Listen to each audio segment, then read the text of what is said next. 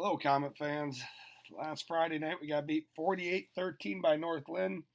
They outgained us 397 to 156. Definitely hurting the rushing. They rushed for 244. We only rushed for 13. We had three turnovers, only had one. They took care of us in the trenches, but the first half, it was a very competitive game. It was 7-7 after the first quarter and 21-7 at half. We just made too many miscues early to have the lead going into half. And I'm just going to kind of go through the game, show you what happened. Still 0-0 here on motion. When they motion, Cameron's supposed to rob right here. And 3-by-1, he does a great job. He robs this route and does a great job picking it off here and gets a turnover and gives us momentum. We come and use that momentum. And we go bunch here and we're doing a bootleg. We have great protection. Gavin runs an excellent stop and go route. Great throw, great catch. We go up 7-0. We have all the momentum. Playing great so far. Defense is playing excellent. We were ready to play. North Lynn's the number one team in our district. We come back and don't execute on defense. We're playing games with North Linn.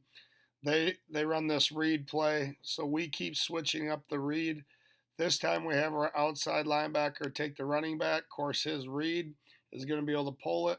Our middle linebacker is supposed to replace our outside linebacker, and he gets sucked in. And this Hagenberry's too good of an athlete not to execute that. He's just too quick. He's too good.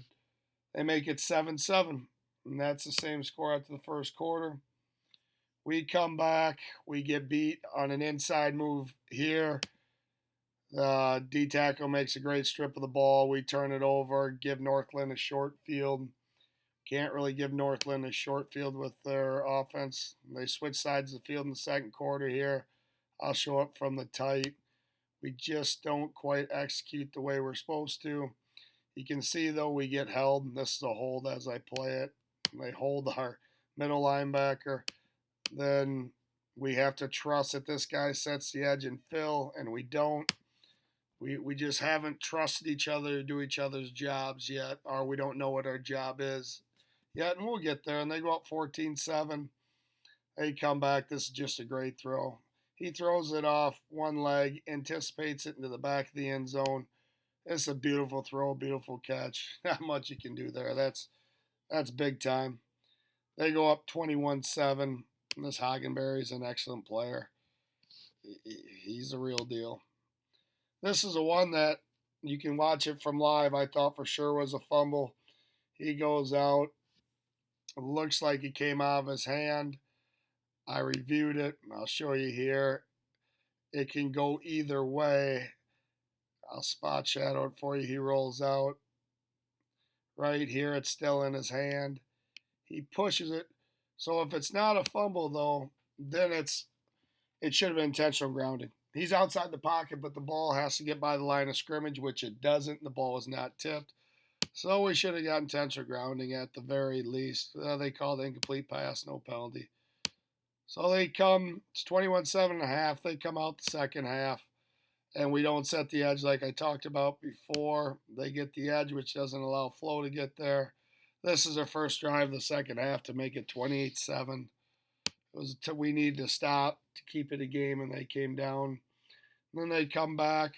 Our corner has his eyes on the quarterback and then plays the ball instead of the man, which puts him in a bad position. He should have been breaking on the man, and the guy breaks a tackle.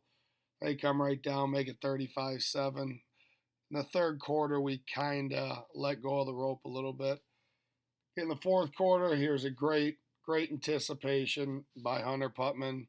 Had good protection. This is an excellent catch by Dalton Clausen. Makes it 35-14. Hoping we can get a stop. We come back down defense. They almost fumbled the snap. And this guy goes, they got this Beechin. He's a good running back. He goes 6-5 yards. But again, couple things. Carriers played great for us. It was getting too far up. He's got to flow over. Our other linebackers got to fill hard. We don't do that. We wait and catch. We don't get off blocks and flow. And that makes it 42-14. They get one more score to make it 48-14. But all in all, we played better. We did. We improved a little bit, especially the first half. Like I said, I thought we let go of the rope a little bit in the second half. We had to play 4 quarters. We just can't. We really played a quarter and a half really well. We knew we were going to have to play perfect, but we just turned the ball over. We had 2 bad snaps on punts. We had 2 fumbles and an interception. We didn't play very well that way. We can't turn the ball over against Northland. Plus, we have to be able to run the ball and stop the run. That's huge in the trenches. We will get better at that, especially defensively. We're going to harp on that all week. We're playing Maquoketa Valley next week that loves to run the ball. We have to get better, and we have to do a better job gap control, getting off blocks, and getting our assignments done. I really feel we're going to do better at stopping the run next week. We need to if we're going to win. We'll find ways to move the ball and score better. We just need to figure certain things out. We have to just make sure we keep improving. And this was, I know the score doesn't show it, but we improved a little this game. Now we have to improve a lot next game. It's a big game against Maquoketa Valley at their place. All right. Thanks, everybody, for listening. Hopefully see you next week.